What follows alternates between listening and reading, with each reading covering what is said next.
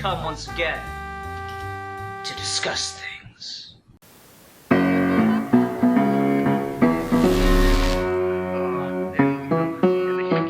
Man, it was amazing. Me and Alex. Dude, we should do more talking. I miss you. I miss you. So, I'm not gonna.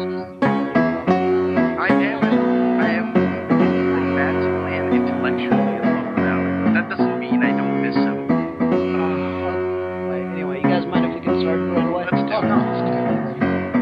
Alright, everyone. Hi, everyone. Welcome to this week's episode of Geeky Gentlemen. I am Sid Part 2. Joining me today is Milan Jeftik 1992, and not Zazubard, even though he said he would be here this week, and he totally flaked out.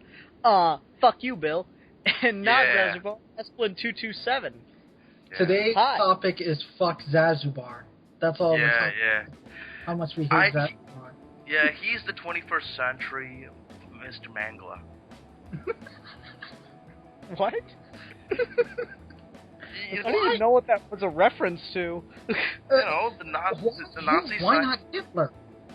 Well, Hitler is like, he's the go-to guy. He's like, hey, everyone's Hitler. I want to call somebody Mengler because he actually got his hands dirty. You know who Mangla is, Ian. No, I don't. It's actually It's weird because I'm a World War II buff. It's really weird because I'm a World War II buff. Milan's picked someone I don't know. Well, really, Sure. he's saying it wrong. It's Mangalo, isn't it? No, it's Mengla. Mangala? Yeah, It's Mengla. not entirely important. Alright, so anyway, no, unfortunately, this week's video is not about fuck Zazubar. That would be a really fun video to just do and, like, not tell Bill we're doing it. And then he just, like, looks through his YouTube feed and he sees Geeky Gentleman fuck Zazubar. It's just an hour of us talking about how much we all hate Bill. Oh, yeah. And we get, like, his friends to come on and do it. His mom. Right? You're like, I squirted that big lizard motherfucking shit out of my cunt and I regret it to this fucking day. And then she spits on the ground and walks away. Yeah. No, but actually, what we're talking about this week is one of my favorite things to ever come out of the Adult Swim, the original Adult Swim era. The Boondocks. We're talking about Season 1 of The Boondocks, which is based on a comic strip by Aaron McGruder and is still is run by him. He writes a lot of the episodes and stuff. Essentially think I'm an Afrocentric, politically aware Peanuts, but with a lot more cussing. And the word nigger used every other Yes, there's certainly a lot of references to Charlie Brown and stuff. Oh, yeah. But I really... A great explanation. It's almost a sequel to the comic strip, because if you notice, the comic strip takes place in the city. No, it takes place in Woodcrest. No, I mean, the early comic strip actually... You know how he had a friend called Cairo? Yeah, I mean, his friend Caesar is not Cairo. a character... Okay, I never read the early stuff then, I Yeah, guess. the Everything early I've read of the shows- comic strip. Everything I've read of the comic strip... Hold on, let me... Everything I've read of the comic strip was still in the suburbs. Yeah. The show actually did one episode that referenced the early comic strip, and Caesar was one of his friends in the city. No, Caesar's his friend in the suburbs that hasn't been introduced on the show. He's the one with the dreads. No, this isn't him. Do you remember the episode where... Yeah, you're talking about Cairo, his friend in the city. Yeah, they actually did an episode where they mention... Well, you saw the episode. It was in the first season. Yeah. I never first realized that they did the strip in the city. I thought the premise was always that they were in the suburbs. No, but the comics... Well, okay, the Boondocks as we know it, yeah, but the very early ones were... The thing that made it famous was when they went to the suburbs. That's the Boondocks as we know it. But there actually were a few things. It'd be like the Peanuts before the Peanuts became famous and we don't know about it. Okay, fair enough. Essentially, I want to tell everyone, I've tried. I wanted to test out this theory. I essentially took a fold-out chair and threw it in the middle of a crowd at my local, at Liverpool, essentially. Everyone started beating the fuck out of each other. I didn't even do anything. I just threw a chair, it hit the ground, everyone looked at each other, and just started whipping the fuck out of each other. It was amazing. I tried the same thing at my mother's Russian Orthodox church gathering. They beat the shit out of me. I mean, even the fucking 87-year-old grandmothers fucking, took the little plastic sippy cups of water and just cut them with my face with it. It was horrible. And the priest just beat the fuck out of me with his huge golden crucifix. And then which really, it burned his skin and everything. Oh, totally. I still have marks all over my face. I look like a fucking vampire. Yeah, right? Because you are, technically. So we're going to talk about the first season of the Boondocks, which was their premiere season, and it's in some ways, I still think, from what I've seen and what I remember, I think it's their best, and in other ways, it's really kind of, jerky, and they're just getting started, so it's worth going into. The thing is, with the first season, it's more story-driven, and it has a lot more of a bittersweet feel to it. It's a lot more emotion and heart into it, while the other later seasons have a more action-comedy feel to it. The politically aware stuff is still there, but it's not at the forefront. While in the first, I'd agree with that. Yeah, well, the first season is kind of more political satire and social satire and some comedy. There's a whole episode just devoted to the Iraq War, which was quite brilliant. No, but I'm trying to think of a good place to really start and then get our wheels spinning on this one. Any suggestions? Like I said before, the whole throwing chairs into crowds thing, it certainly does work as long as there's black people in the crowd. and maybe. I really do like that. That was actually the scene that. All right, so let me talk about my own personal experience with this. The scene that made me get into the show, is I was in high school when this came out. I was a freshman still, actually. And I'm sitting there in the locker room talking to a kid that's got cornrows. And this was back when I had my fro. And he's like, "Oh, dude, you look like Huey from Boondocks." I'm like, "What?" He goes, "Oh, dude, trust me, it's hilarious." So I go and I watch an episode that night. And I go and I talk to the guy again the next day. It's like, we just start talking about the chair getting thrown. He's like, "I think my favorite part about that whole thing is the chair flies through the air and everyone's like, 'Oh my god, a chair!' Then it just lands and they're all quiet, and some guy just yells, 'I'm mad!' and then they all start fighting. I'm mad. Yeah, that's just Dave Chappelle in every crowd. I love that. But the thing is, black people, Samoans, actually, what's the most surprising thing? White people are the ones that start to throw the fists. The black and Samoan guys are just, the ones who lay everyone out. It's amazing. You know what, Ian? I don't think he got the point of the show. I really don't think so. I really, because to even say that with any self-awareness. Oh God, Milan. Guys, this might shock you, but something went over Milan's head. It didn't. I'm just kidding around, for fuck's sake. I'm not that dumb. I don't know. You're pretty fucking stupid when it comes to race. Alright, so I got Haley here, everybody. And the other night, Milan tweets about how he finished the show, and Haley replies to him, it's like, "Yeah, I'm totally like Jasmine." Milan goes, "You're mixed?" And, fair enough, not everyone out there has seen and talked to Haley. She's clearly not mixed, though, if you do. She's got a YouTube channel, you can go check it out. Oh, okay. But, just how fucking stupid is Milan when he comes to race? I am reasonably sure at times Milan is blind, which makes him even more of an impressive artist, but I'm reasonably sure that Milan does not have eyesight. Oh, I don't know. I got the show. I loved it. It just, I don't know. Sometimes I just take things that people see as jokes on television shows, and I try them out in reality just for the hell of it. and I'm not really. I don't know. It only works with me. When I tell somebody else to do it, everyone just, I asked my little brother to throw a chair in the crowd. They just looked at him like he was a fucking idiot and went on with their business. But when I did it, people started fighting. It's amazing. I have this innate ability to spread madness and chaos wherever I go. It's amazing. Well, I think it might have probably been, the reason they started fighting might have been your comments about the Samoans. Did you talk about them while you were doing that? Oh, no, I just threw the chair. Violent. No, really. Samoans are actually the nicest folks ever. They're like big, giant, brown teddy bears. Like weightlifters gone to see. I'm going to be honest. He's actually fucking right about that. Talk to someone from Africa. They are so fucking happy. It's No, not Samoans. Samoans are the We didn't island have to come over on a boat. It's awesome. No. The thing is, Samoans are the guys from the islands, like Samoa, fucking Hawaii. That's them. Samoan people. Like Lilo and Stitch, like her and sister. I was thinking Somalian. You were saying Samoan the whole time. I was thinking Somalian.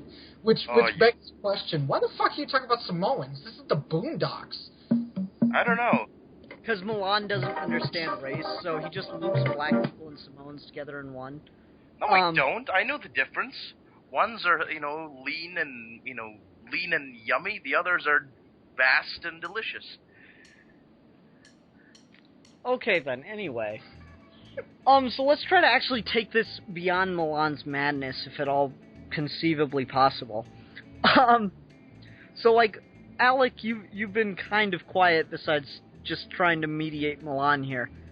What about the Boondocks, like, stands out the most to you? What, like, draws you to the show besides, black people?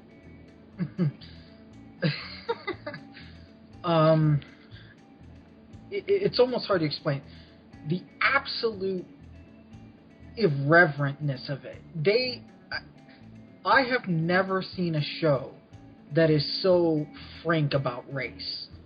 It doesn't matter whether it's sketch comedy, it doesn't matter, and it cuts both ways.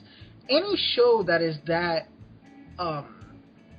frank about blackness usually either goes one way or the other. You notice how the Boondocks tore apart BET, they tear apart black entertainment, they tear apart rap, but not from the outside looking in, from the inside looking out. At the same time, if you're white and you are racist, you will be uncomfortable. Even your slightest prejudices will be pointed out. Things you didn't even think were prejudices, but you realize, yeah, I kind of did feel that way about black people. I hate that nigga Jamal. Man. Yeah. No, it's like, I kind of agree with you there, and like, it is race. It's not just black. Has made wince, like the Boondocks. Uncle Ruckus. I have never seen a show where I simultaneously want to apologize to my black friends and be like, they're not racist, while at the same time I want to apologize to my white friends and be like, they're racist. No show maybe. That's the thing with Uncle Ruckus. You don't like. He is the whitest black man ever, which is amazing to me. Oh no, they could have just called him Uncle Tom if they wanted to, but that's the joke. Yeah, Uncle Ruckus, no relation. But Ruckus is a really interesting character that, to the best of my knowledge, never made it to the strip. I still want Caesar to come into the show. I don't know, like, they're doing a season 4 sometime soon. The seasons are way too spread out, but they're doing a season 4, and from what I've read of the strips, I read tons of them back in the day, when the show was first airing. I read tons of the comic strip, which is why I was surprised that you said any of it was in the city, because I'd never seen a strip that took place in the city. Caesar was my favorite character, because there was one comic strip where it was like, Huey and Caesar are talking, and Huey's all like, we need to get guns away from these wackos down south, because they don't realize that the guns are the things creating the problems in their communities, so they'd end up thanking us if we got rid of them. And Caesar just looks at him and goes, you think they say the same thing about us? That's awesome. That is. I just really like Caesar because Huey needs someone to bounce off of him in that way. Because like Huey has these Huey has like all these really interesting revolutionary ideas and stuff, but he doesn't have anyone to tell him how stupid it really is. Yeah. That's the thing. He has Riley, but his brother's kind of the product of BET completely. His brother's the product of everything he worries about, you know? Yeah, he really is. Riley is, which is kind of sad because in his own way, Riley's arguably just as smart as Huey, you know? Yeah, he's had those moments where he's like really intelligent and like you can see he's got this really great artistic ability, and you know he's a pretty smart kid. Yeah. He's able to figure it out and make social observations just like Huey, you know, with the chair thing. But he's just like obsessed with the ignorance. And I think that's the thing the first season captures just absolutely fantastically, is that the culture, and it's gotten a bit better since then, but still, the culture encourages ignorance. Oh yeah. Like it's a good thing to be ignorant. Yeah, that's the one thing that the culture really encourages. And I think the episode that demonstrates that the best is my favorite episode of the season, the Martin Luther King episode. Oh yeah, I love that one. Yeah.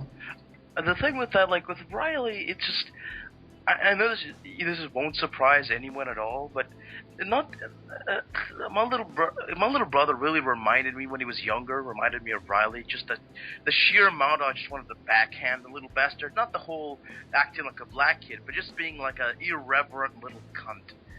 But that's the thing. I mean, in the first season, everything seems like a little bit. There's a slight tinge of sadness. I mean, there is satire, there is like jokes and whatever. But at the very end, most of the time, there's kind of this bittersweet ending to like, yeah, we understand that this is all fucked up, but the least we can do is try to smile on through it in a very bitter type of way.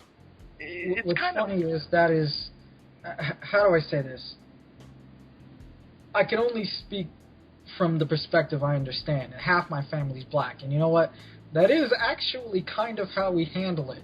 I was at Walmart once, and one of my coworkers, we were talking about the Bush administration way back when, and the things he was saying was much more pessimistic than what I was saying. Like, it almost made me depressed. And at the end, I'm like, yeah, there's no point. And he's like, oh, no, don't give up hope. And I'm like, oh, what do you mean?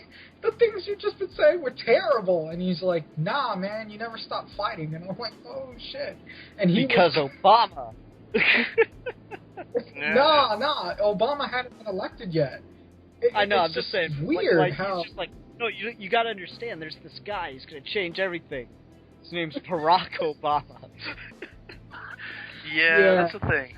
I think it's. I think black people in America are kind of like what Russian people used to be. They used to have that. Russian people used to be pessimistic, but they still had this innate sense of hope for the future.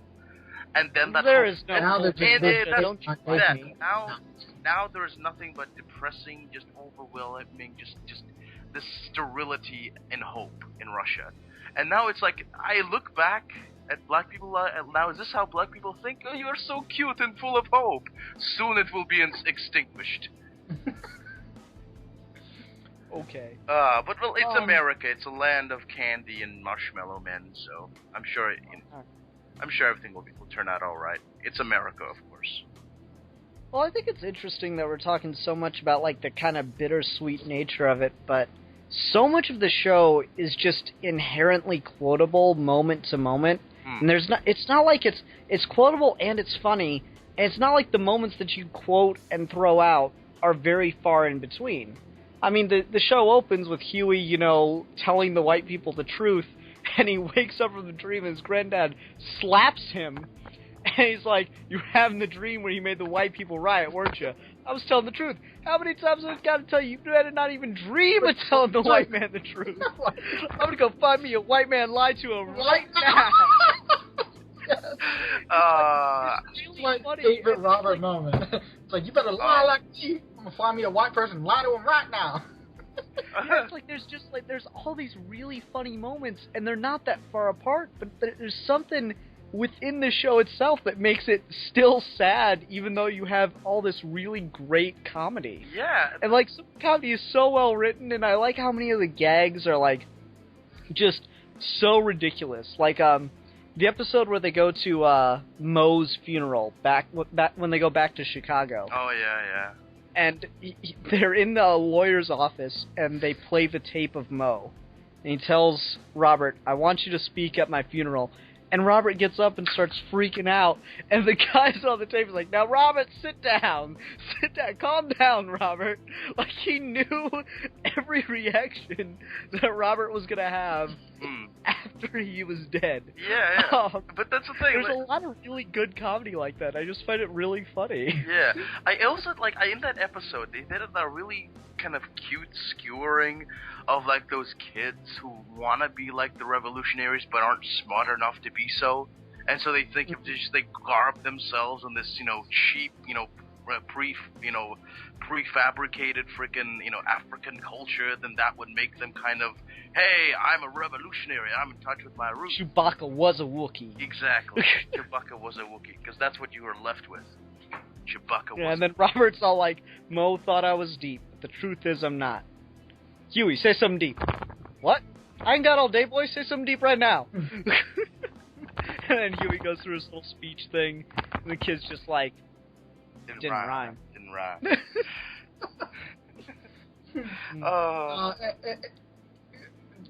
Going back to, well, no, I guess not going back to anything. I always find it funny that you said Riley was as smart as Huey. Riley is also the only one who can kind of see through Huey's bullshit, because sometimes Huey is kind of full of shit. Like, Ronald Reagan is the devil. Huey doesn't believe in the devil. Yeah. You know? That's the thing. It's fascinating to see, because Huey's like, isn't he like the first African American atheist in a cartoon or whatever? And he's like 8. Well, I don't 10. know. Did he ever? Well, he's unsure at best. I think he's kind of agnostic, bordering on atheism, because, I mean, you do have the moment from the end of the season where he prays. I mean, and he has the whole Christmas episodes all about Black Jesus. Well, I think it's just more of a cultural thing. You just like the Black Jesus isn't. I don't think he actually believes in the Jesus story. But you're right. It might be some sort of agnostic. It seems to lean that way. I never understood. Yeah, I think he's agnostic what's and Jesus? he leans. I don't understand. Because it's true. I mean, No. I get the Black Jesus. I don't understand white Jesus. I mean, I'm Russian Orthodox. Well, I used to be. I'm now an atheist. But our icons depict, saints as having brown skin, brown hair. They look Middle Eastern. Because we admit it. Yes, they're fucking from the Middle East. They look Middle Eastern. Yeah. I never got, when I see Jesus, like pictures of Christ from America, he's always like fucking riding a horse and has a, 6-shooter on his belt. And, waving a cowboy. Shut up. No, like I mean... white and blonde and shit. And he's the whole reason for white Jesus is because as race became a harder and harder line in society with the advent of slavery from Africa, they needed to establish that there was a very significant difference between Jews and Christianity and all this stuff. So since Jesus was technically a Jew, but really he was the first Christian, which is kind of weird to start a religion based on yourself and accept yourself as that religion, just saying, that'd be a really weird thing to do. So the idea was they wanted to create propaganda to show that Jesus was in fact, white, and it was part of the whole master race dynamic before it really took the turn to Nazism. Yeah, they wanted to show that Jesus was persecuted also for his race because he was like the first white man.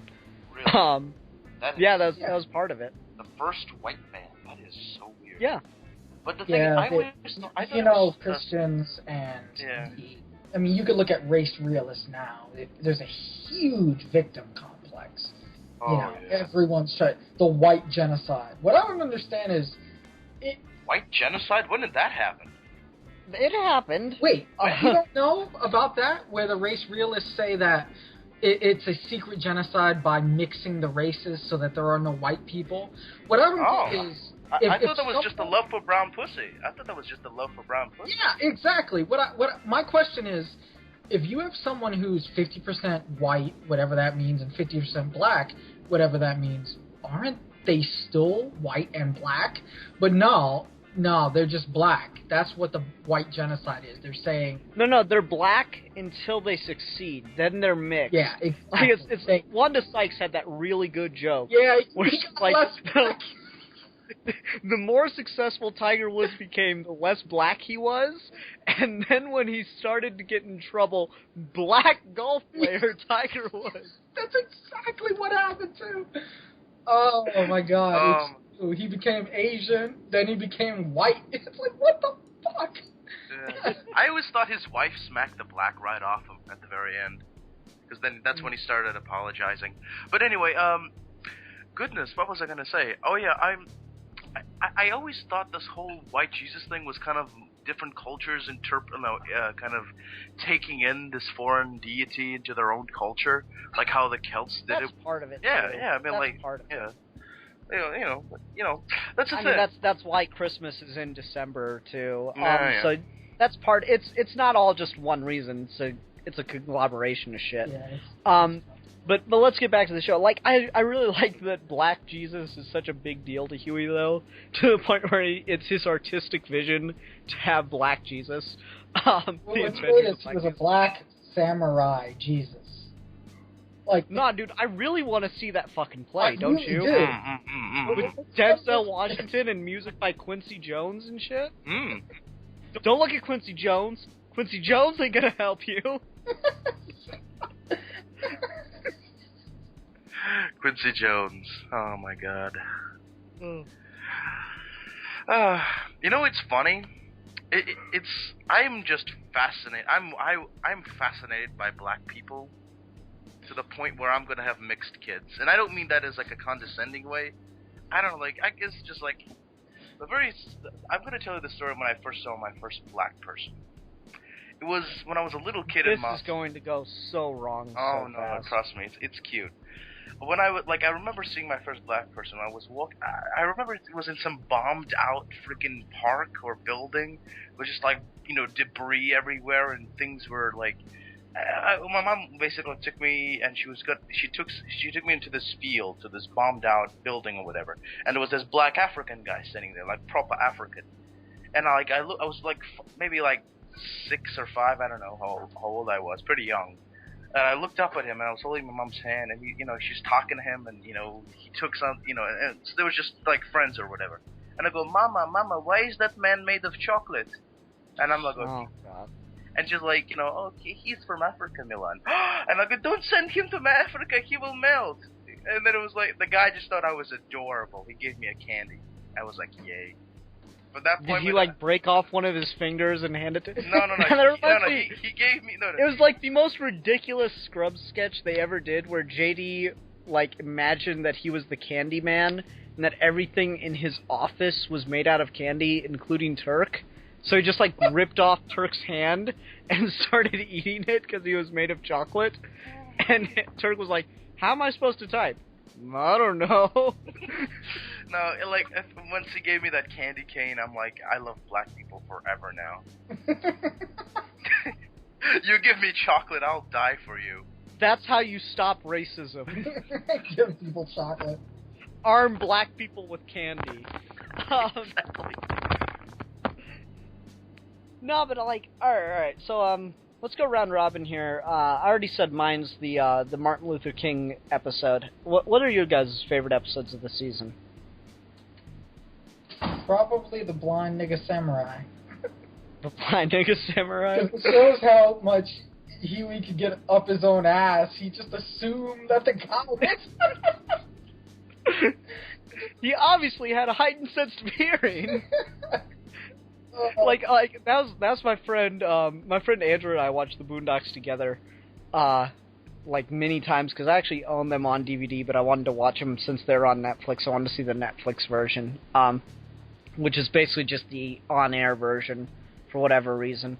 Anyway, there's that scene where he's training Granddad and he kicks the tree. He's like, what was that? An exhibition? You need emotional content. Again. And Granddad kicks the tree again, and the, single leaf falls. It's like, damn it, boy, that hurt! He starts rolling around. My friend Andrew and I watched that, and rewound it, and watched it again and again and again, to the point where Andrew straight up pissed himself laughing. Are you serious? He actually? Yes. Oh my god, that's so awesome! That is, just one of the most ridiculous episodes. He is, so... It gets that kind of like what South Park does, where that's how kids think, though. If a blind guy want to fight, he just assumes that the dude has fucking superpowers. He doesn't think that the guy lucked out, you know? Yeah, Stinkometer is I love that he's just a hateful old man that cannot see, and he beat his cancer through the power of hate. Which is, yeah. Just yeah. bitterness. Yeah. What's funny is, I don't know, God, I don't even want to say it. I'm not going to name them, but they're not talking out of their ass. There are people like that. That's not a black, how do I say this? I have an uncle who, ironically, I found out from my other uncle where he met him, and he's totally turned around. He's like the nicest guy ever. He hugged him. But I have someone like that who just emanates hatred, to a degree where just being around him could actually make you insecure, because it's such condescension. It's just, but sounds like my mom. Yeah, but there are, you know what you described of her, it actually kind of does. Sorry. I'm a horrible person. I'm a terrible son. Anyway, yeah, I just love the fact, I love that scene where he's standing there on a wondrous sun-drenched hilltop with a double rainbow and freaking dolphins in the background, and he's looking at this and he goes, fuck this shit, and he turns around. No, he says, man, this is some old bullshit. I love the phrases that they use in this show, because it's just so fucking accurate. It's the shit that, the problem that a lot of shows have is when they have their characters say slang and stuff. Or not necessarily slang, but, just, talk like people talk, or at least how the shows think people talk. Yeah. They often get it really wrong, but this show just nail on the head, you know? Yeah, it's perfect. It's perfect, and a thing that a lot of shows do is they mix old slang with new slang. You know what I mean? Sorry, but a lot of times... Totally bodacious, dude. Jesus. Well, that's really old slang, but I'm talking about black slang. They'll mix fat with tight. It's no, you're going to say one or the... You're not going to say fat and then tight, you know? Mm-hmm. Or they'll mix for sure with most deaf. No, you're going to say one or the other. You're going to say most deaf, or you're going to say for sure. I'm just saying, yeah, but this one just gets it really well. Like that, and it's one or the other. It's from different eras, depending on when they grew up. And Boondocks, they never get it wrong. Yeah, I mean, it's really perfect. Ed is always like, "What the fuck y'all looking at?" Yeah, and it's so. Charlie Brown is ridiculous. Oh, or no, my God. Charlie Murphy. Sorry, Charlie Brown. I'm like, the fuck are you talking about? Charlie Brown? What? Oh my God, that episode. No, oh Charlie God. Murphy and Samuel L. Jackson need to be in a movie together. Oh my God. Oh my God. I love the fact that Samuel L. Jackson plays a fucking Hitler Youth that thinks he's a black person. It's adorable.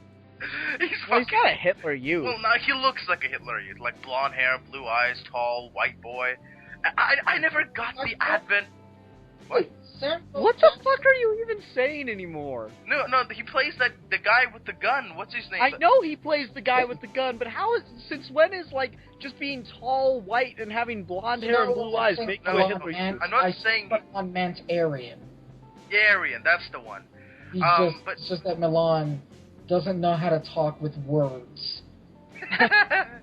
Oh my God, Alec is taking on he's learning how to insult me now. Oh, this is gonna be awesome. I'm gonna be wearing a latex mask and shit. It's gonna be awesome. I knew you'd come. And there go all the viewers. Oh, okay, fuck it. But anyway, I mean, I love that fact. It just seems so hysterical when I first saw this. and like this guy came out and he started to talk. I'm like, is that? No, that can't be. That must, no, no. That's Samuel L. motherfucking Jackson. You really do have to say it that way. Oh, it's like a pimp named Slickback, you know? You have to say the whole thing. I forgot about a pimp named Slickback. That wasn't the first season, wasn't it? Oh my god. Well, they got Cat Williams for that too. Cat Williams to do that. The man who thinks he's in. Yeah, Williams. Alright, so Milan, what's your favorite episode of the season? To tell you the truth, one of my favorite episodes is really the very last. Well, no. I have two different favorite episodes. One is that when they basically got Inhibit to kind of pimp out. Inhibit. I don't know. You mean Exhibit? That's the one. That's the one. That's what Granddad calls him, though. That's funny. That's the one. The magical black man that fixes your car. Basically, I love how he called Huey's little arc of him having this imaginary friend who's actually, this white, agent that keeps following him around, the White Shadow. I love that. Yeah, but my favorite episode is that,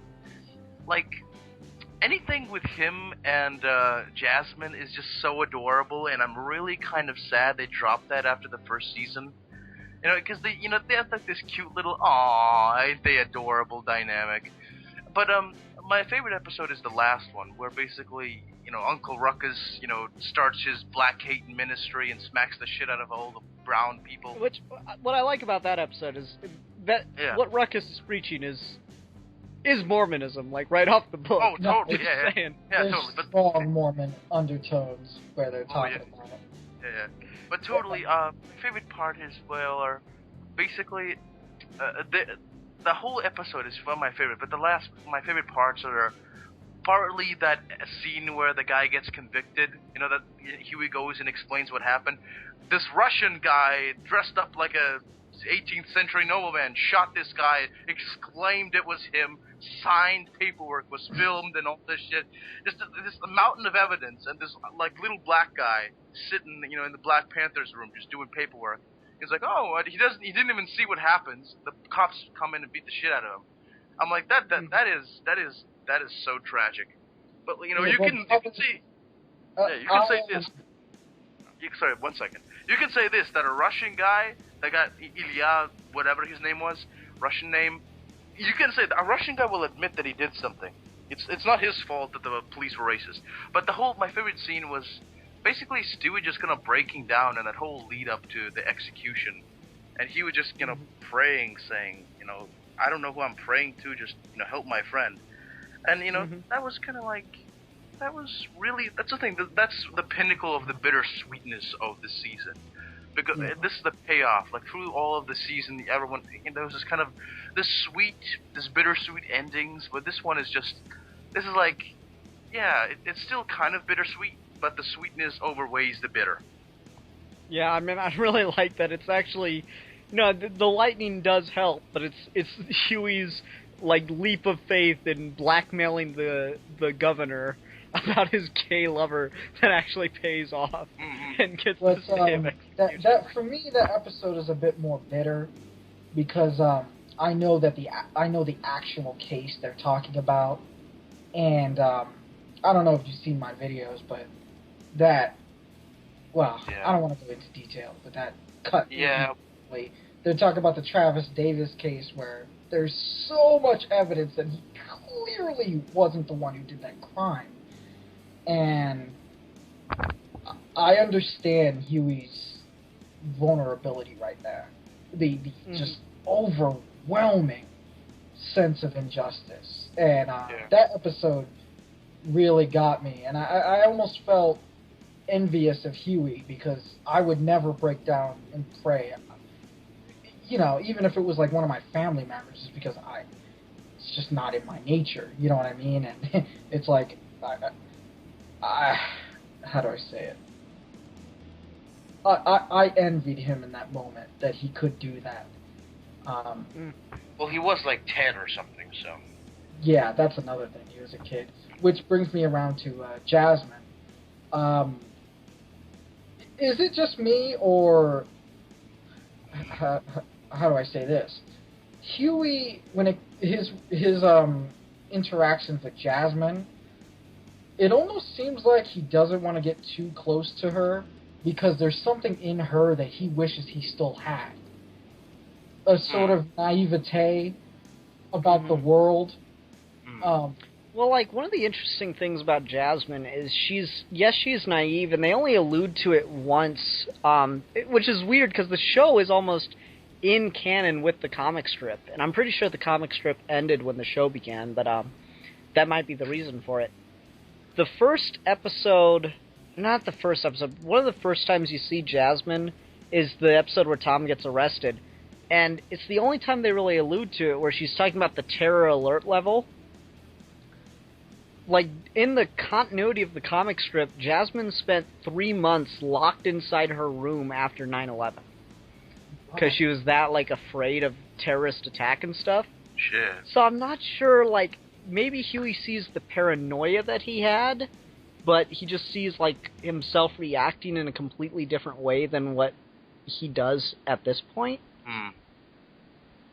I don't know, it's a really interesting character dynamic that they play with there. You know, it's like, I love how, like, just cold shoulder Huey is with hers. She's like, the Tooth Fairy gave me $1. Tooth Fairy's not real.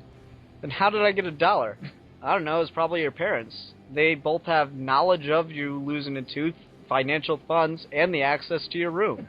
It's so adorable. He's just so, like, lays it out so flat and monotone. There's the other episode. Oh my God. There's the one where, like, I can't remember his whole speech that he gives to her. It's like, there is no God, there is no Tooth Fairy, there is no Santa Claus, and one day everyone you know and yourself is gonna die.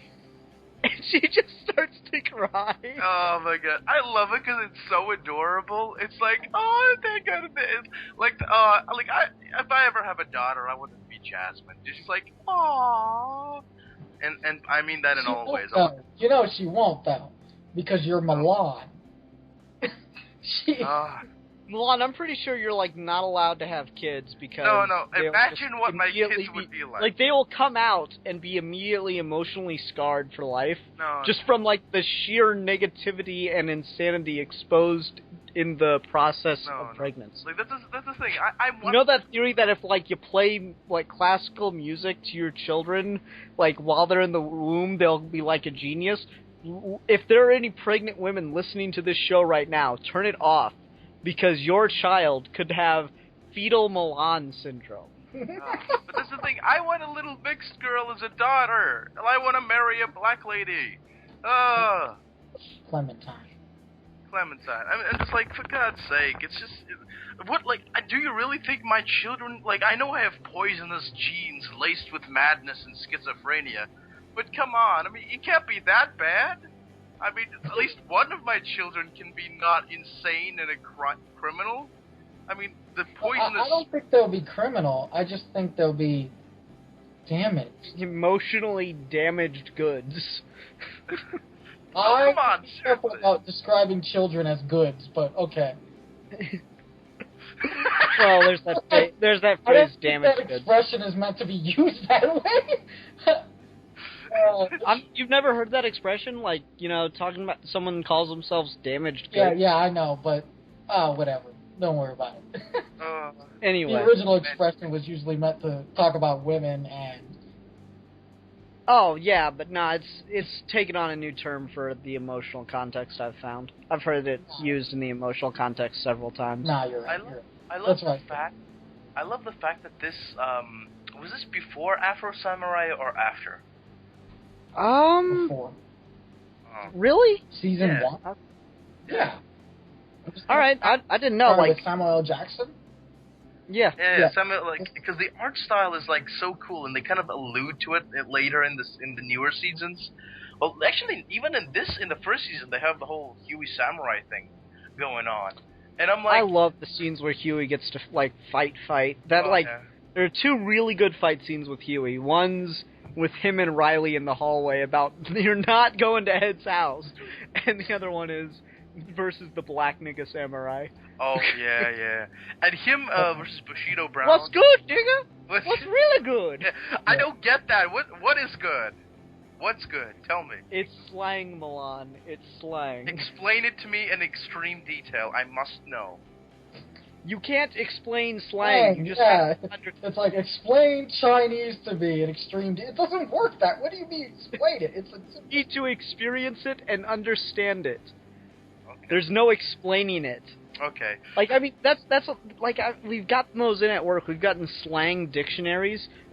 I wasn't sure if this was, like, something you'd buy at a novelty store or something, like, a parent would buy to, like, understand their child, like one of those really, proper detached parents kind of things. Mm-hmm. But we got slang flashcards in at one point.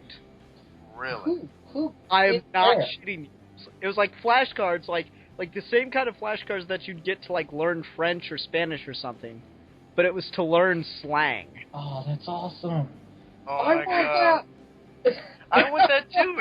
Dude, Alex, you and me should do it. Like, camera to camera, you can teach me how to talk like a black person.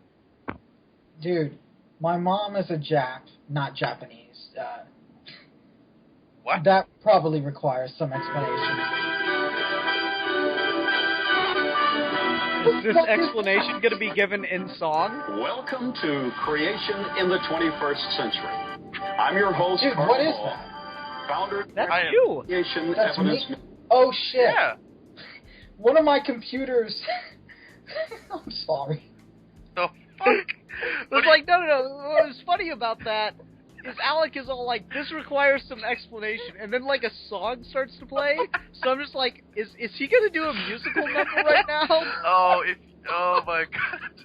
If you were to do that, Alec, I would go down on you, like, emotionally speaking. 'Cause I would go down on you emotionally.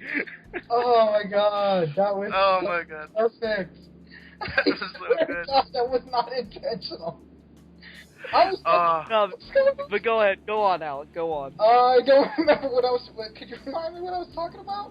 You were saying that your mom's a Jap, but that requires some explanation. Okay. In New York, when she grew up, that means Jewish American princess. The people in my mom grew up in New York. She grew up in a real neighborhood. Let's put it that way.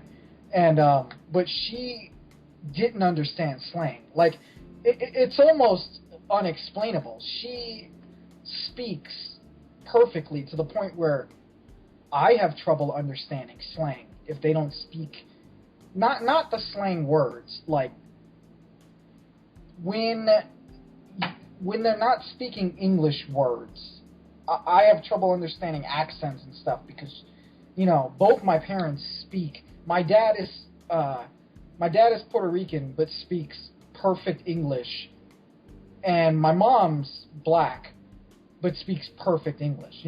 My whole family is just full of what white people wishes black people were. You know what I mean? They all have a college education. They all are very successable. So they call And my... you're the exception. Oh, man, you went too far, man. Things got quiet. Alec is like in the fetal position now, crying. You poor baby. You poor baby. Alex, like, no, but seriously, though, like, Alex, all like, they all are really successful, have college educations. What do? I sit in my room and play video games. No, I'm gonna cry. Oh, it's okay, baby. I love you. Baby, no, it's okay. I but, love you. it's like, your love means nothing to me, Milan. I'm a loser. Nah. You know, Sorry, Alec, I had to get that shot in. That was too good an opportunity. like, my dad is in here screaming at me, but that's the thing. I'm excellent at understanding every accent ever, because my parents just have these broken Eastern European accents that is just a mix of everything. Like, it's just like, it's amazing. You can talk to me in Swahili accent. I can understand your ass.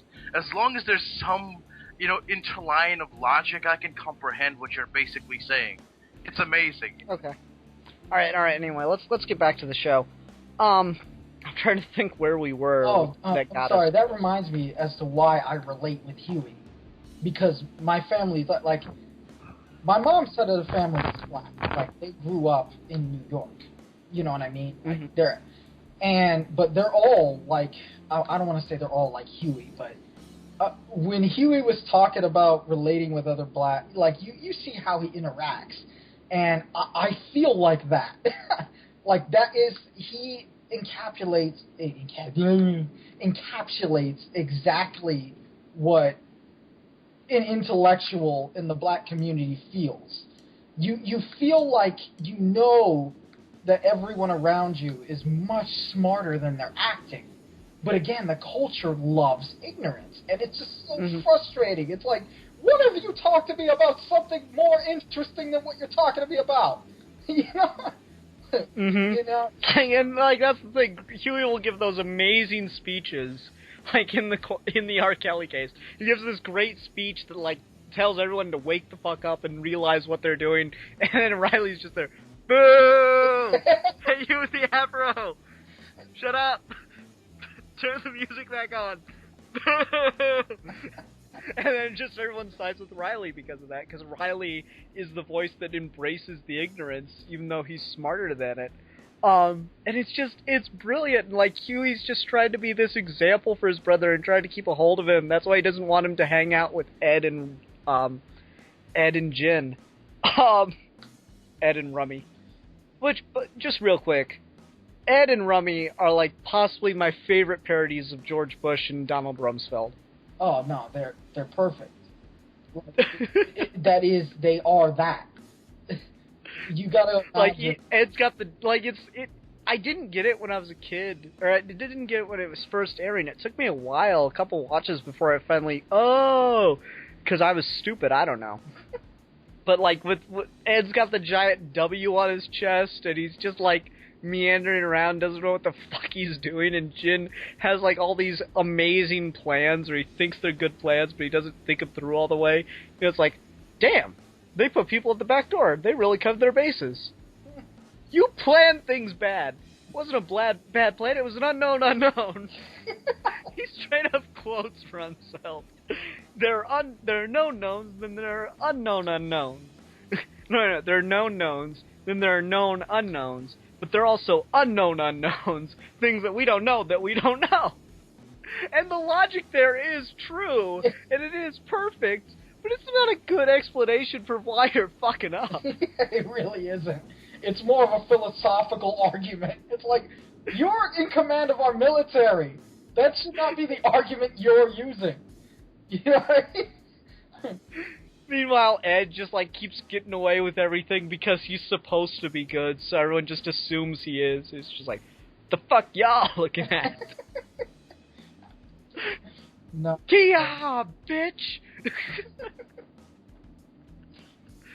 Bitches love smiley faces. Oh, let's talk about that. How, like, insane is just the way that all the men talk about women in this show. Like, Huey never really brings up women in, like, all of his arguments and, you know, like, we should be better people, blah, blah, blah. Huey never brings up women, and just the culture and the way that they all talk about women, just like, we call them bitches, and Granddad calls them cutie pie. And Riley's all like, I called you bitches, but I didn't mean it in a disrespectful way. I meant it as a general term for women. I really think it's interesting how they portray women, and the only time we get, like, a female character that isn't a prostitute, and not counting Jasmine, is when they meet their aunt, when they go back to Chicago. Yeah. Yeah, that's true. It's a really good commentary on the way the current African-American culture treats women, I think. Oh, it really is. You got people like Lil Wayne with lines like, all she eats is dick. Yeah. And, feminism. And even Jasmine, she's not a woman, she's a girl. Yeah. It's important to remember that. I was going to make a comment about Japanese culture, but basically you can see the same thing in Japanese culture. Even their strong women are girls in games and stuff. Like, they giggle You know what I mean? Like Chung-Li at the end of every battle giggled. You know, like that's a girl. They rarely show strong women. They're always girls. You know what I mean? But, and the only time it's a woman is she's getting raped by a tentacle monster. well, there's a saying in anime: the cuter something is in direct proportion to the likeliness that it's going to get horribly raped by a tentacle monster. The cuter it is, you probably shouldn't get attached to it because it's about to get raped by a tentacle monster. Has Hello Kitty ever, like, I hate to dare the internet with Rule 36 here, or wait, Rule 34 here, Yeah. but has Hello Kitty ever been raped by a tentacle monster? Almost certainly. Almost certainly. I cannot imagine. I would be more surprised if she hasn't. Almost certainly. Milan, you don't want to throw in all the tentacle monster rape? Yeah, I'm surprised. You're usually all about... Who's talking about rape? Who's talking about rape? We're talking about, like, cute things being raped by tentacle monsters. Oh, my favorite subject! Yay! Where was he just now? He was helping his dad, I think. Anyway. My dad wanted me to dress him because he's sick. Okay, and elderly. now Like, let's not go into the It's too late, details. Milan. You missed out. Now we're not talking about it anymore. Oh Yeah. Okay. Before we move on, my hold favorite on. cutest Dude, thing hold to on. get raped by a That's the thing tentacle about the monster Boondocks is it's too Okay, easy. It's too la, easy. la, la, he doesn't get the comment. La la la. It's too Okay, easy. anyway. But you, Alec, Milan- you know what I was gonna say, right? Probably You. something about rape. No, you are the cutest thing to be raped by a tentacle monster. Oh my god. And I got. You know, Milan, you were court ordered not to talk about stuff like that, and I think I need to report you now. Okay, anyway, he left again. Anyway. Now, I do like... I'm trying to think, like, some of the other points I wanted to bring up here, and Milan keeps leaving, so that makes it difficult. Let's talk about my favorite episode, if you don't mind. What do you think of the Martin Luther King episode, Alec? The Martin Luther King episode, how do I say this? It is so true and so frustrating at the same time. The biggest thing is that it reveals something about even Martin Luther King that people don't know. A lot of people think he was a liberal. He was a liberal when it comes to race issues, but he was actually he was conservative out of necessity. He was saying, no, white people, and it's a shame he died because he might have, it's complicated. He either could have made things worse after that or better, because he really thought that black people never should have sex outside of marriage, that we literally need to be the paragons of morality because white people are looking for the slightest excuse to blame us for the downfall of morality. So that people don't realize there's multiple layers to that episode. It's not just that we're ignorant. It's that he was also, he didn't just think we're ignorant. He thought we needed to be not as good as white people. We needed to be better than white people by choice, mainly because they had their crosshairs on us. Anything that was wrong with black culture, he knew that black culture eventually gets emulated by white people, and it's true. Almost all the music that we have originally came from black culture. I mean, Elvis stole rock and roll. Jazz, R&B. Hold on. Like, did Elvis really still rock and roll, or did he just kind of jump off from jazz and create his own thing?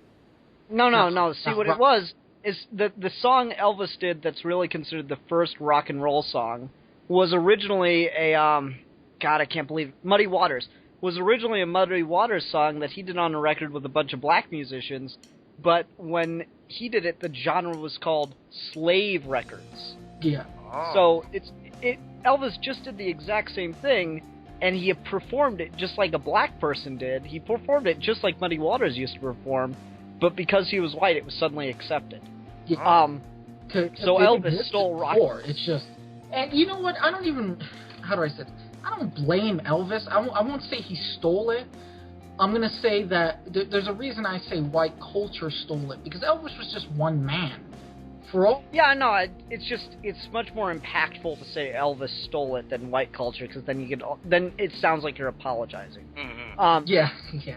No, you're right. No, but like the thing is, to get to the Martin Luther King episode, yes, I really do agree with you, Alex. Milan's got me doing it now, Alec. But like, what I think I like about the episode so much is it's just one very simple line. I mean, it's a really fascinating alternate history idea. Nigga, shut the fuck up. Not that. That's a good one. That's a close second. And I really do like his monologue after that, or his speech, what have you. My favorite line... Michael Jackson isn't a dance star. Shut up. My favorite line is when Martin Luther King is flipping through channels on television, and Huey sits down next to him, and he asks Huey, what happened to our people? And Huey says, I think everyone was just waiting for Martin Luther King to wake up. It's just, I really like that line, because it really does feel that way. It feels like you had this very interesting social movement after slavery of getting to a point where black people felt confident in that. Because, I mean, the thing no one ever talks about is a lot of people thought that the civil rights movement was a communist plot to take over the country because black people it was just unconceivable that black people could organize on their own. That was true. There was a lot of... That's actually what the initial... Well, I don't want to say the initial pushback wasn't based in racism, but that actually got a lot of white people... weren't necessarily against that, but, you know, just like we have the conspiracy theorists today who believe unions are about the one world government, and when you actually talk to them about the details of unions, they're not against it. That's how a lot of people were brought over to the racist side. Anyway, go on. No, I really like that line, because there's this movement in culture of the black culture, and they get to this point where they fight and they stand up in the streets and stuff, and oh my god, all the stuff with Robert throughout the season and his involvement in the civil rights was hilarious. Yes, no, but like we get this social progress. Yeah, we get this social progress, and then about 30 years after you get the equality rights, you know, the general rights. Obviously, it's not completely equal, but you get the general equality rights. It takes this really weird skew effect, where it just seems like something was forgotten about the progress, doesn't it? Yeah, no, that's definitely true. And that's my favorite part about the episode, is it comments on that. It just seems like if, you know, you got Martin Luther King up there, he's like, is this what I got all those ass whoopings for? Is this? Every line in that speech is fantastic, and I like that he takes the time to stop and say, and now I'd like to talk about Soul Plane. What is Soul Plane anyway? Is that like a food? It's one of the worst movies ever made. And not because like the acting and the script is just bad. I mean, certainly that's part of it. It's just the premise. It's like a blaxploitation film, but not made with the fun and like tongue-in-cheek nature of a blaxploitation film. It's almost as bad as like Black Knight, you know, where they go, "Oh, won't it be a hilarious idea to get a nigga and put him in the medieval times?" Hey, shut up! I like that. Really? Okay, it's a guilty pleasure. Dude, that movie. Well, fair enough. You have to admit it's a terrible movie. Dude, that fucking movie was on every freaking weekend here in Australia. Every fucking weekend for the early 2000s. Just Black Knight. Did we see this fucking last weekend? Yes, but we're gonna play it again. Why? Because niggas in medieval times is hilarious. Look, he's got them all dancing and stuff too. I know, right? Yeah. That's what was so. It was just like you want to see the real version? It. You want to see the real version of Black Knight? Here's the action, the real life, like here's the Dave Chappelle real life movie version of Black Knight. Oh my god, I've been teleported to medieval times. well, I better walk around and see if I can find a city.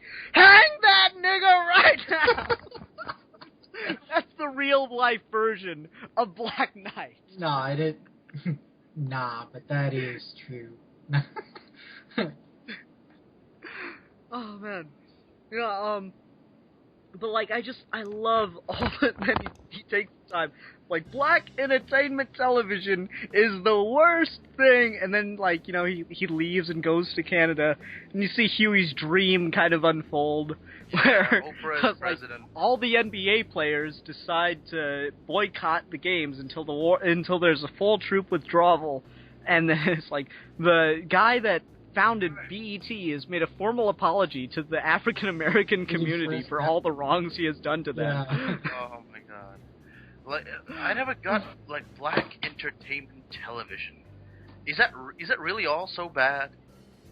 Oh, it's everything on that network is awful. Yeah. What's sad is the idea in itself came out of necessity, but it was just so poorly executed. Like, there's a part of me as a black guy who wants to defend it, because there was a long while where no black people would get in movies. That's why you have a lot of situations like the Tyler Perry movies, because he employs a lot of unknown black people who purely... That motherfucker employs so much good African-American acting talent, it's insane! I'm like, motherfucker, how did you get that guy? How did you get that guy? It's the thing. They're terrible so sad because with movies are amazing awful. actors, and they really are. You could see that in another world, in another dimension, they would be our Tom Cruises and our what do you call it? Pick any actor, our George Clooney's. It's just that they're in a terrible movie. You know what I mean? And like, I mean, to be fair, because I know there are a lot of people that like the Medea franchise, it's fun, it's harmless, for the most part. I mean, it's got its moments, every movie has its moments, like, I've watched a couple of them, like, I've laughed here and there. The original one but they're was just actually awful cliche movies. Yeah, that's what I'm saying. There's a difference between the original, you know, Tyler Perry, I can't remember the name of the original, there's so fucking many of them. It's like it's like Call of Duty. There's a new Tyler Perry every movie like year or two. It's true, it's but just the a bunch first of... one was actually good. Though I do think there's some blind aspects to it that bother me. You know, it's... I mean, no, but anyway, back just to Boondocks. dude, they're just basically just plays. They don't show. They just tell. Oh, here we are, John and Peter. Here, well, you know that they are actually plays, right? I know, but the first Tyler Perry movie, I didn't see the movie. I saw the play. You saw the play? You saw Tyler Perry in person, man? Jeez. No, dude, I saw the play on video. No, I did not go to Broadway and see the fucking play. Like, of course not, Milan. I'm saying. Oh, okay. No, but I really do like that episode just because I think it captures everything the season's trying to say. The only other one that, the only line throughout the rest of the season, I mean, yes, it's a Huey line, and I relate to Huey because I went through that, revolutionary phase too. Not based on race, but, Yeah. I think that's the thing a lot of kids go through, a lot of boys. We're gonna change the world with our awesome? Yeah. Like, it's the episode after, the itis, where he was like, this food is destructive. This food is your culture. Then the culture's destructive. Yeah, exactly. Dude, that episode was so cool. Sorry, Papa. That episode was so cool because the very end of it, you smart, rich white man, you genius. You maniacal. Yeah, I mean, that was pretty funny. Oh my god. No, the only problem I had with that moment from that episode is that he goes, between this place used to be, I don't even remember, the white bread shops that he mentions. It was like a bakery and a taxidermy shop. So, now there's a Foot Locker and a gas station. I'm like, nah, it really, really should have been. Now there's a liquor store and a gun shop. Because I can't remember what that was. Maybe it was Friday. There's so many references to the Friday movies. Yeah. There's that line like my friends would always say, it's like, oh, we're in the ghetto now. How do you know? Liquor store, gun shop, gun shop, liquor store, gun shop. I understand the liquor stores because they're everywhere here, but gun shops? Do you Americans really have a gun shop on every corner? In the ghetto, yeah. That's amazing. Why? In the ghetto. You think that's the place you you'd have to be the ghetto? I live in North Carolina. Go outside of the right places, and you don't even know, dude. It in a poor area, whether it's white or black, in America, Milan, you immediately see liquor store, gun store, liquor store, pawn shop, gun shop. Mainly pawn shop, actually. We say liquor store. It's more like liquor store, pawn shop, gun store, pawn shop, like Walmart. Walmart. No, it's true. You're in Australia, Milan, but that is what poor places look like in America. The moment you hit poor places, there's like, I know a place that has 5 pawn shops next to each other. And I shit you not, when I was trying to pay for my apartment, I went to every single fucking one of them looking for a good deal. I am part of that culture. Dude, there is, like, where I live, there is a sex shop, a bakery, and another sex shop. There's literally 2 sex shops separated. On either side of the bakery. Either side of a bakery. Here's the thing. Does the bakery sell erotic cake? No. It's like this Korean bakery that makes awesome sandwiches. And I'm like walking down. You know what I bet is I bet that is the Korean lady or man that owns the place, are they like really old? Not really. No, they're just kind of average. Okay, so I was about to say, I bet you that they owned the building first, and there was like some normal shops on either side of them. No, they're really old couples, and they just refuse to move, even though fucking. That is almost certainly the case, because that happens here too. Dude, there's like this, MMA dojo thing. It's like, it's so weird. Australia is a place where you see like this the most benign, happiest of places, literally next door to the dregs of society. This great little, sandwich shop on the either sides of a fucking 2 porn shops. Then there's a fucking dojo. And then it's like a fucking Hindu, clothing store. It's amazing. I'm like, this is so multicultural. I love it. Well, to be fair, right near, not like next door, but like right across the street from my work, I work at a Goodwill, which is a charity organization to help the poor. The poor and the mentally or physically handicapped. That's me! Right across the street. Today. Right across the street, there's a sex shop. It's really funny. Never mind. That's all. I think Alex talking to someone else. You heard that? Yeah. I muted my mic. Well, no, you didn't. Clearly,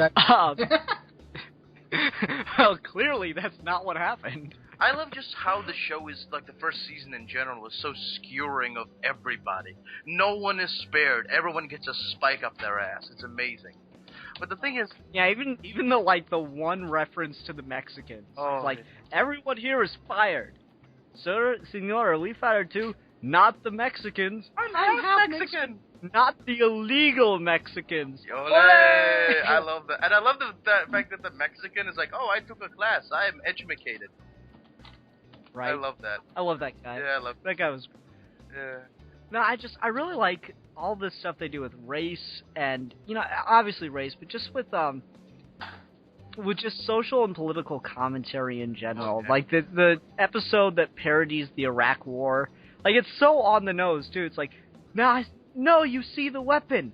Obviously see the weapon. There is no weapon. You're thinking of the Korean shop north of here. Such a good line. Oh, my God. I love the fact that it's just like, it's so sad because I know guys like that, like Middle Eastern fellas. Like he's like talking to them, guys. Your dad helped me build this fucking store. Which was a rip at George H.W. Bush too. That was great. Oh my God, it was amazing. It's so clever. It's so fucking clever. And I'm kind of sad that this level of cleverness has kind of been replaced. Like it's still a great show after this season, but it's just more fights and comedy and action, and I still love it, but that level of just really, really clever political satire has kind of been downplayed somewhat. I mean, like, you know, it's fun. Like, I love the fight scenes in the later seasons because they just rotoscope over, like, really cool anime fights. Like, there's this GIF on Tumblr, which essentially it's a comparison between this Naruto and, you know, Sasuke fight, and between, like, Huey fighting this old woman, one of the bad people. And it's exactly the same thing, and it's so cool. They just rotoscope fights from anime. That's great. Yeah, they do that once. They do that sometimes, and a lot of people say they copied it. No, I mean they did copy it, but it's an homage. They're not ripping it off. They're doing that on purpose. I mean, it gets away with a lot because it's a comedy show more than anything else, or a satire rather. Yeah. I love gets Bushido away with a Brown. lot more. Bushido Brown is one of my favorite characters in the later seasons. He cut a motherfucker's arm off and kept it. I didn't know he came back in the later seasons. Oh no, yeah, he gets his head cut off. Spoilers. What? Actually, no. Okay, no. Hold on. That's fucked up. Oh, he gets his head cut. It is. Spoiler. Yeah. Fuck it. Right. Anyway. No, I mean, I like that Bushido Brown's supposed to be the guy from, Enter the Dragon, the Bruce Lee movie? No, it's Game of Death, I think. No, not Game of Death. Which one's the one that came out right before Bruce Lee died? Oh. Or just after Bruce Lee died? Is it Enter the Dragon? No, that's the one where he speaks English. Oh, yeah, Enter the Dragon. You're talking about with the tall black guy. Yeah, with the fro. One where he's climbing the tower. The one. No, that's Game of Death. Yeah. That's Game of Death. You're the talking other about one's, the one where the only one where we actually hear his English voice. Yeah, that's Enter the Dragon. I'm a Bruce Lee buff. Yeah, because the black guy in that, he says to the villain, "Man, you come straight out of a comic book." Yeah. And then Huey's fighting the guy. It's the same character. And it's like, "Man, you come straight out of a comic strip." Yeah. I was like, references. That's continuity nod. Oh, it's so adorable.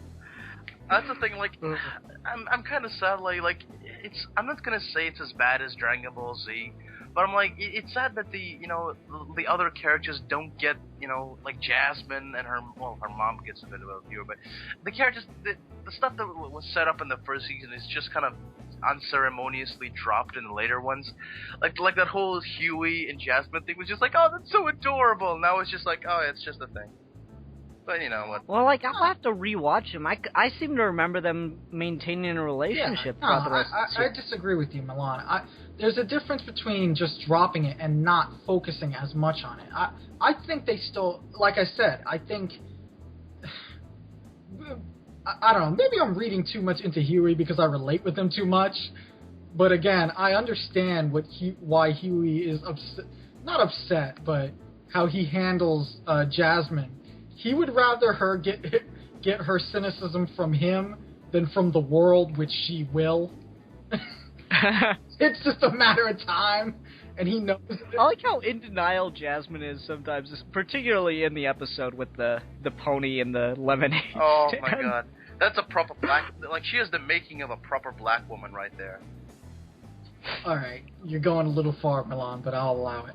No, but, like, hard worker and doesn't know when to quit. I guess. I don't know. I really like that she's just, I want my, it's like it's every little girl's thing that they want a motherfucking pony. Yeah. I want a motherfucking And she is just so gung-ho about getting this, and she's completely blind to the rest of everything that's happening. Yeah, and it's such a great commentary on American culture, because we're working like 2 jobs. It's like, I'm gonna get rich one day. I don't want to fight the system because I don't want to lose what I have. It's like, no, you're not going to get rich one day. The system is clearly set up against you. No, it's not. You just don't understand the value of hard work. It's like, yeah. Yeah. It's so apropos, man. Dude, Ruckus in that episode is ridiculous. Oh my god. He gets shot at 107 times by the police while reaching for his orange safety wallet. And then he gets beat till his rib cage gets broken. Oh my god. And the whole time, if you listen to it, one of the things that makes this show so good is you can rewatch the same episodes over and over again. And because there's so many little jokes during the action just in dialogue, it just makes it that much better. So Ruckus is getting his ass beat. It's like, I appreciate what you're doing, but you got the wrong one. Oh my god. I love that, when Riley opens up the fucking hydrants, he's like wondering why no one else has joined him in the water. He was like, Riley, white people have pools.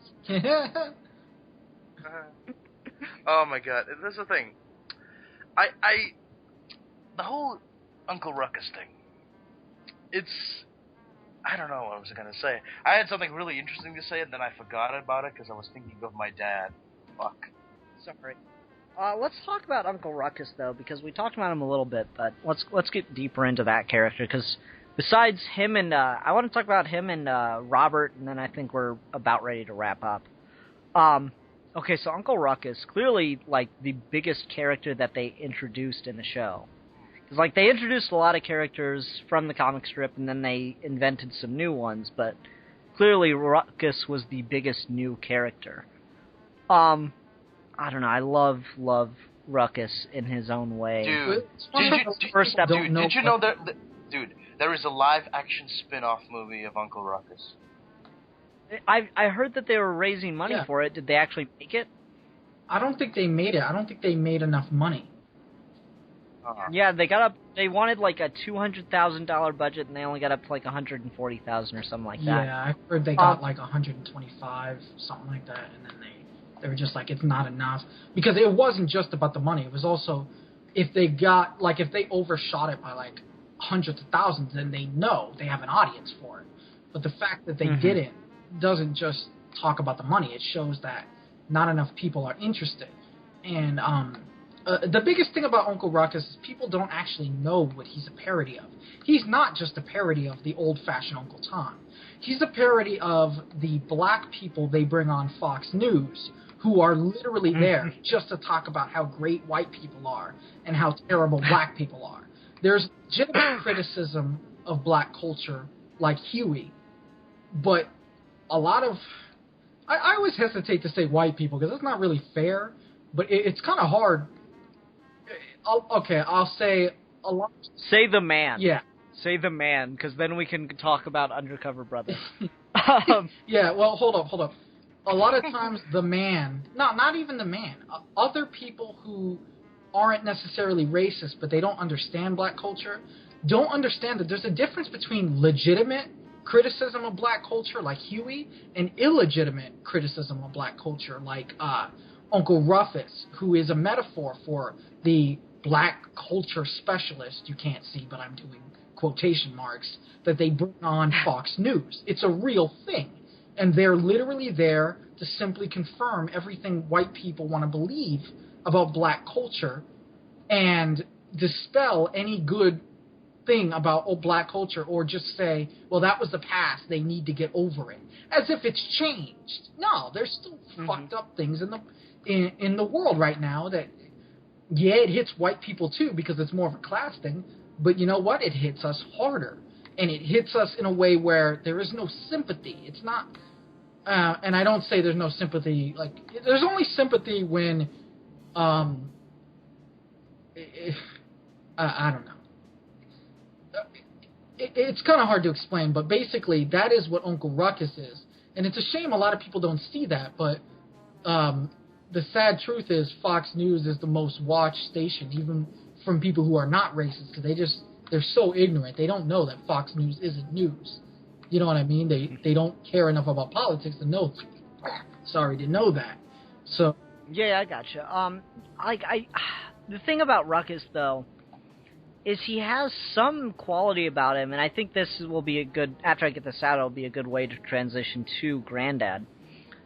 He has some quality about him that even though he's a terrible person that has, like, the most warped view of reality possible, there's something inherently endearing about him that like, makes you kind of like him. He's like, it's almost like Cartman. He's that lovable bigot in his own way. Lovable bigot. Oh my god, I'm gonna put that on a T-shirt and sell it in Alabama. Well, I mean, it goes back to like Archie Bunker, where like Archie Bunker was a character on an American sitcom, and you could tell that he was like not, both the actor and the character were not really comfortable with black people. Yeah. But you got to the point where one episode had fucking George Jefferson on it, and he, like, kisses Archie Bunker before leaving. And, like, you can tell he's uncomfortable, but he doesn't do anything about it. He's like this lovable bigot. And I think Ruckus serves kind of the same role in a certain sense. Like, everything he says is wrong, but it's just such a warped view of reality that it's endearing in its own way. Yeah. Oh, yeah, but and it's understand that there's something wrong with him. He's not just a terrible person. Yeah. In the later seasons, his backstory, it's so motherfucking tragic. Like, I'm like, damn, dude, that is, you, oh my god, you poor bastard, because, spoiler warning for all those who don't know, Ruckus thinks he has, like, reverse vitiligo, the stuff that Michael Jackson, quote-unquote, apparently had, but in reverse. So he's a white man getting blacker. Lucky bastard. Lucky bastard. And that, like, it's so adorable. It's so fucking funny. The heartbreak of vitiligo is a true and terrible thing. Exactly. But the thing is, he's just mentally ill because his father was just an angry old nigga. Because he just beat him every day, and it was just like I'm saying that, but watch that episode. If you don't cry during that fucking episode, that is the most heartbreaking shit I have ever seen in a cartoon, man. I'm like, I fucking cried. I'm like, every time I laughed at Uncle Ruckus getting his ass kicked, I felt bad because that man had such a horrible upbringing. I'm like, god damn it, no wonder you're fucking insane. Jesus Christ. Well, like, let's use that to transition over to Robert, because I think it's Robert that sees this in him. It's like, most people would kind of dismiss Ruckus as, oh, you're an Uncle Tom, fuck you kind of thing. They'd walk past him, like, not pay him any mind.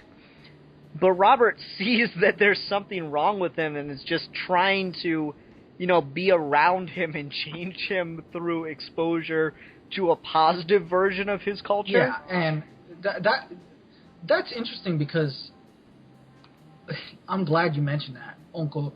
I actually had forgot about that. I wanted to talk about that. Robert seems like the least likely person to deal with Uncle Ruckus's bullshit. But you understand, like, you'd have to talk to my Uncle Barry or my grandpa, my late grandpa, or any of the older people in my family, because my mom's the youngest, so everyone is older than her, and she's the only girl. Mm-hmm. Speaking of Uncle Ruckus, I'm not going to say who it is, but I have an uncle who was an undercover cop. A lot of my family were cop back in the days where it was okay to be openly racist. And what they would do for undercover cops is the white people would send the black people undercover when it comes to drugs. And there's a lot of undercover stuff you could do when you don't actually care if your black officer actually gets addicted to drugs. Like, they literally were the best people to go undercover in black culture because the cops didn't care if they died. So they could keep them undercover, and that's actually what ruined my uncle. Uncle Rufus, like I said earlier, just like Stinkmeaner, I understand, like, they destroyed my uncle. Evidently, he was not hateful. He was a great person, a great officer, and he cared about making the world a better place. And, they got him addicted to all kinds of drugs because he was undercover. If he broke cover, they would have killed him. This isn't, I'm not saying that doesn't happen now, but again, this is back in the day. Like, when it comes to Uncle Rufus, I actually don't like Uncle Rufus a little more than other people don't like him. One, because he reminds me of a lot of those Fox News people, and I don't know, I take it a little personal, which is absurd, but yeah, I know I have, it's a little personal, but Uncle Rufus makes me wince. Ruckus. You've just said Rufus a couple times. Ruckus. Sorry. I always do that, by the way. I always say Rufus for some reason. Uncle Ruckus. And, but what do you think about the point I made about Robert? That's what I was going to say. I have family members who actually were alive in that day, and they understand what it does to you. And you can see that in Robert, just the way he talks to Uncle Ruckus.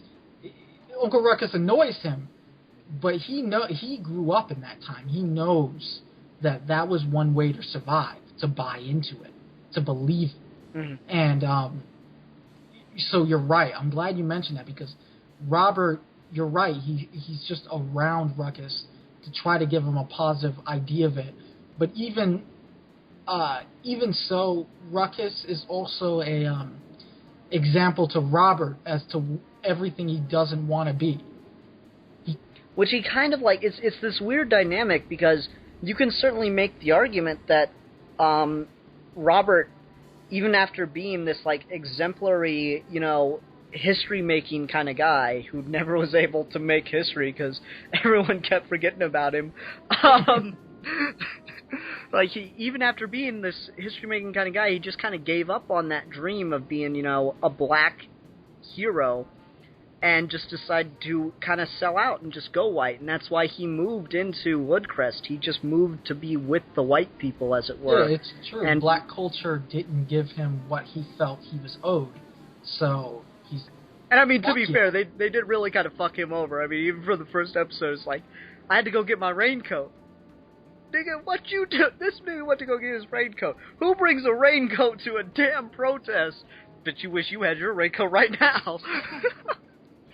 That is certainly cerebral thinking. I mean, fuck, if the protesters on Wall Street just brought shields and sticks with nails in, everything would have gone fine. No, I'm just like, that's really funny. Just, they're bringing... We all been watching the same newsreels. They've been doing this fire hose and dog shit all week. Yeah. No, it's like, I like how far ahead he thinks that he completely misses the point of getting hit by fire hoses and bit by dogs. What's he knew? A goddamn German Shepherd. One of those really funny... Oh, he was. I just love how... No, but like, Robert, he was a World War II, shit, what were they called? Pilot? Yeah. No, not the Mustang. It was... shit, what was the name of the black pilots in World War II? They had a certain name. The Bumblebees? The Red Wings or something like that. Oh, I know what you're talking about. Damn it. Now you said Red Wings. That's all I could think about. I hate that, because my mind's like that. If someone mentions something that's not it, even if I knew it, I am... Tallahassee, like, there was something with red in it. Anyway, like, he was a member of that flight crew, he was this history-making guy. He was on the bus with Rosa Parks. Or something like that? Yes, Tuskegee Airmen. Tuskegee Airmen, yeah. Red. Yeah. There's no red in there at all. No, they had red. They had red on their on their planes. They had a lot of red. Yeah, I think they did. Yeah. I love Mike Epps' Mo. That was ridiculous. But anyway, I love that, like, Robert's this character that's been through, all this history. He's basically everything. Like, it was so funny growing up when I did and learning about history in schools the way I did, because they'd talk about, like, the history book and stuff, and then they'd, like, give you 2 or 3 slides for this is what black people were doing. So World War II, it was always the Tuskegee Airmen, and in World War I, the Doughboys, but the French actually requested more black soldiers, even though they weren't supposed to be in combat. So it's like, they just like this really quick blurb about black people. Yeah. What's funny is, another thing about Robert, a lot of people don't realize it. A lot of people are like, no, there's no way he was in all of those things. And it is true, they go a little far. But a lot of people, and Louis C.K. said it best. Louis C.K. was like, I was talking to someone and they're like, slavery was 400 years ago. And he's like, it so wasn't. It was 160 years ago. Or, like, it was 2 old ladies. You know what I mean? And they're right. People forget. What happens is when you're in a state of stability, you forget how recent this was. Robert it's only like 4 generations. Yeah. If that. Some people it's 2 generations. Yeah, exactly. That's what I'm saying. People want to believe it was so long ago, and it so wasn't. Yeah, it was, right. A lot of those people are still alive. Like, when it comes to the police force, a lot of people are like, well, you can't blame the current police for what? No. Did they go through and fire every single one of the police who used to historically oppress black people? Because if not, 3 guesses as to who are the people who are up in the higher chain who when someone does something brutal or something, they basically let them go. Yeah, yeah. Guesses. Those people are still on the force. They didn't die. Yeah. They're still there. Like, yeah. and people forget. I've been reading this book. Sorry, Alex. I've been reading this book called The Gun Machine, and it's basically a Warren Ellis story. It's really great, yada yada, awesome plot. But there's this really interesting thing about there where basically there's this one like guy who works in he's like the police scientist guy who kind of like sifts through the evidence and solves crimes with science and whatever. And there's this gruff New York police detective, and it's just like. And the science guy's like, I wanted to be a police officer because of the cop shows and all the whole you can solve everything with science, but I want to be called like not ICP, some sort of acronym for his department. I don't want to be called a New York police officer because they police officers are fucking rapists, murderers, and fucking corrupt cunts. Okay, this has gotten completely off track, and Milan's just pissed off a lot of people. Some police officers No. I'm not saying that. I'm just saying what this book says. Oh. And it basically, what's your point, though? And it basically says like, these people who did that, who do all these horrible things, are still in places of authority. They didn't go anywhere. Yeah. So yeah, I mean, it's like Yeah. Like. But back to Robert. It's such an interesting character because he's been through all these, he is every single little blurb of history about black people, He fits into every single little slot some way or another, and he just doesn't get recognition for it. And, it always gets passed on to whoever he was around, like with Mo or with Rosa Parks. Dude, Mo stole his fucking medal. Mo stole his right? That is some fucked up shit, son. You don't steal a motherfucker's medal. Yeah, anyway, so he's always been forgotten by history, and you get the sense that he's just fed up with black people, and so he's decided to do kind of like what Ruckus did, but not admitting it to himself in a certain sense, of just going over and accepting white people as the better race in all ways and stuff like that. It's just their way. No, he's like their way of life is clearly better, so that I want to move out here and be part of that for the last years of my life. No, it's true. Basically, whereas Uncle Rufus. Basically, he... Ruckus. Damn it! Uncle Ruckus, basically... I do see it, too. What you're saying is, he hangs out with Uncle Ruckus for the same reason why someone who's racist might mention their more racist friend. Basically, he gave up black culture, or he sold out on black culture, but Uncle Ruckus sold out on black people. And being around Uncle Ruckus, he's not so bad in comparison. Yeah, and I also think at a certain way, I mean, it's been too long since I've seen the other two seasons, but I'm really curious if they're going to give Granddad kind of a character arc with that, because I feel like part of the reason he hangs out with Ruckus is kind of what's the word I want? Illusion? Preservation or reformation, and basically he's trying to save himself by saving someone else. Yeah. I kind of feel like that's part of the reason that he hangs out with Ruckus on an underlying character level. And that's kind of what I think, I think that's kind of mirrored with other characters. I think Huey hangs out with Jasmine because he wants to remember being innocent. Yeah, that's what I was saying earlier. I feel there's a dynamic where he's frustrated with her, but not necessarily because she's naive, but because he does remember what that was like, and he's upset that he didn't get to have that. He's how old is he? 10. He's 10, and he's already so jaded. And there are people like that who are that jaded, that young. And it does bother him that he's jealous in a way. And he does see what he used to have, and he's jealous that she's able to still have it, even though she clearly sees everything he sees. Well, she doesn't see it in the way he sees it, but she's not living in a hole, you know what I mean? Yeah, I mean, she had that scare, and she's just reapproached the world differently. by, you know, always looking for the best possible thing and everything until something goes wrong. Yeah. See, it's a really interesting character, and I think Riley has it as well to a lesser extent with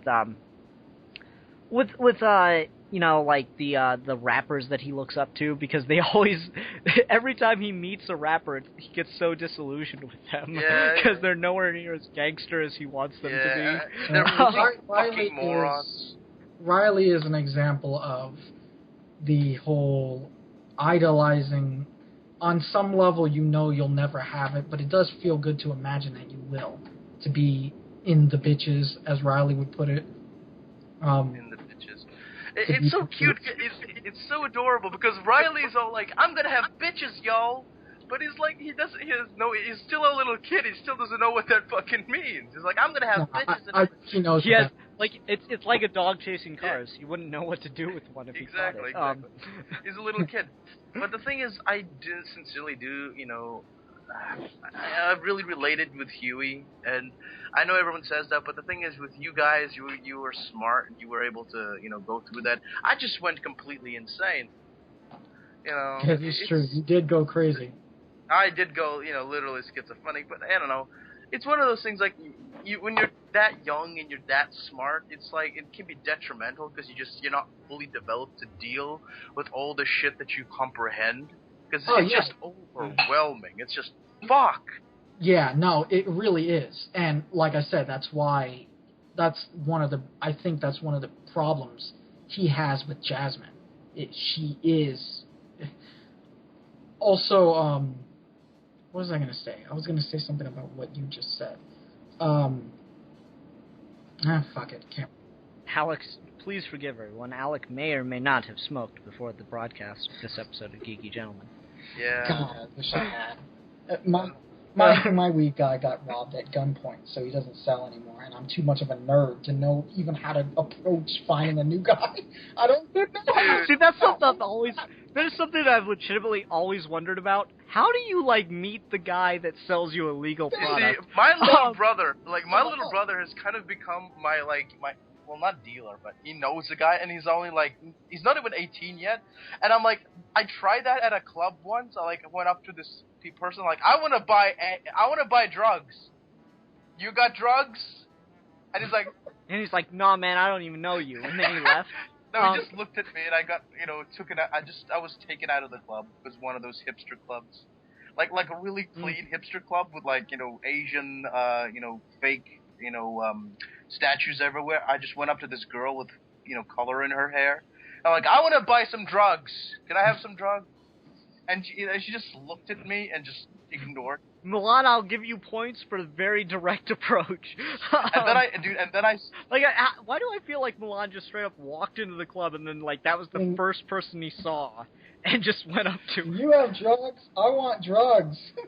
That's awesome. Just like a he just gets thrown out of the club, goes across the street to the fucking coffee shop. Do you have drugs?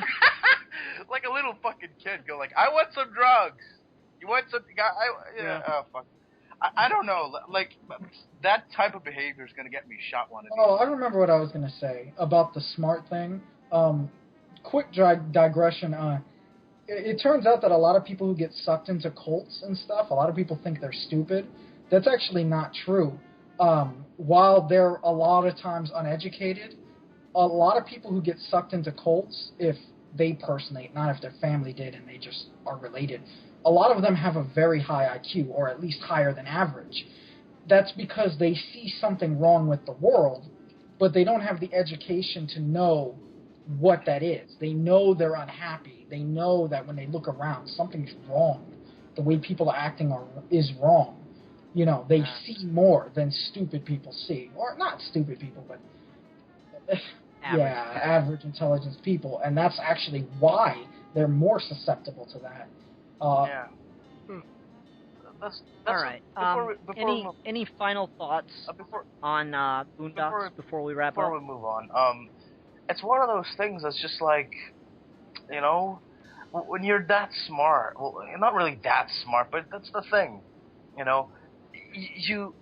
For the longest time, I did when I was a little kid, and well, not a little kid, but a teenager, and I saw fucking adults on Fox News and whatever, acting so fucking retarded. I did not believe that. I refused to believe that, adults, fucking grown-ass people could act this fucking dumb and be in such positions of power. It's like, you're a grown-ass man. I always want to say that. You're a grown-ass man. What are you talking about?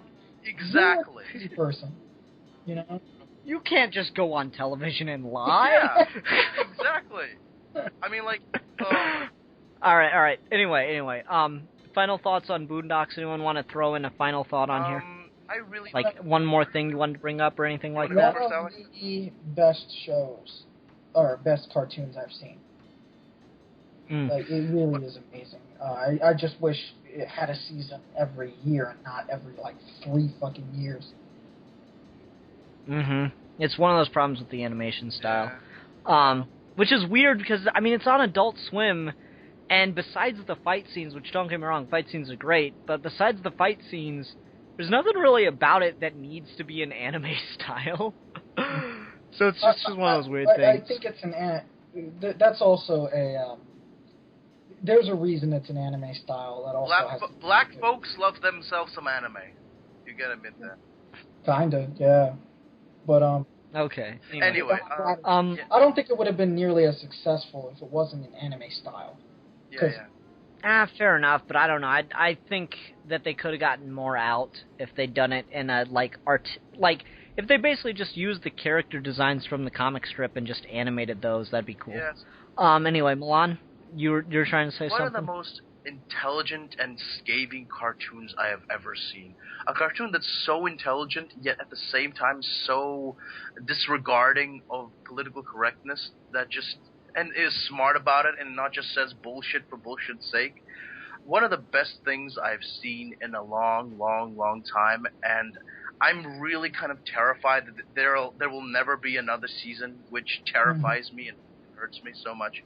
But, it's one of the best things. It should really come back, and, it's a great fucking show. No, they're working on a season 4. Oh, good, excellent. I heard that. Excellent. They're working on a season 4. It's been given a release date, but I don't know what that date is. They announced a release date just in January, though. Yeah. Anyway, end of January, actually, so it's really been recently announced for its season 4 release. Anyway, though, let's go ahead and do the score in just 1 second. I just want to say real quick, Boondocks is just a terrific show, and it doesn't only say that, we keep talking about black people, that's just because that's the main focus, because that's the characters they're dealing with. The show says a lot of great things just about race in general. It doesn't necessarily, you can very easily take a lot of the plots in this show and switch them around to Hispanic or any other kind of race that you want, yeah. I feel. Don't worry. There's a lot that you can do with it. It's just that they chose black people because the writers are black. Yeah. That's the thing. Anyway. I'm surprised because they use so many black celebrities for voice actors and whatever, and guest appearances, but they don't. Do they have Paul Moody? I don't think. No, I don't. I don't know. I guess he thinks it's far too white. Anyway, yeah, it's. Okay. Anyway, that was random. Yeah. Alright, so, Alec, do you remember how the scoring system works on Geeky Gentlemen? Not at all. I don't even... Okay. You have to give the first season of Boondocks a 1 out of 5 rating, but you have to use, instead of star or any random crap like that, you have to use something that is related to the show. So, to give us an example, Milan will go first. I give this show 5 wibbly wobbly black man's eyes out of 5. Okay, I give this show 4.5 black nigga samurais, blind nigger samurais out of 5. I give the first season or the whole series. Doesn't matter. The first season. I give the first season 5 chairs thrown in the middle of a crowd, thus causing a riot out of 5. Oh, okay. 5 riots based on chair throws. Yeah. Oh, yeah. Chair-based riots. Everyone, thank you for listening. Bill is, I guess, responsible for the topic for next week, unless, Milan, you got an idea topic off the top of your head? Idea topic. Let's see. The portrayal of mental illness in media. Oh, wow, that's fascinating. Okay, we'll do that then. All right, so, Milan, thank you. That's a really good one, actually. Normally, when Milan picks a topic, I'm just like, shit, guess we'll bullshit an hour out of this. But that's good. I just pulled that out of my ass, so yeah. Yeah, all right. Anyway, so, everyone, next week we'll be talking about the portrayal of mental illness in fiction or film? Just fiction. Okay, in fiction. Until then, I'm the philosopher. Alec, go ahead. I'm the blind nigga samurai. And I am the madman. And we are your geeky gentlemen, and we will be discussing things.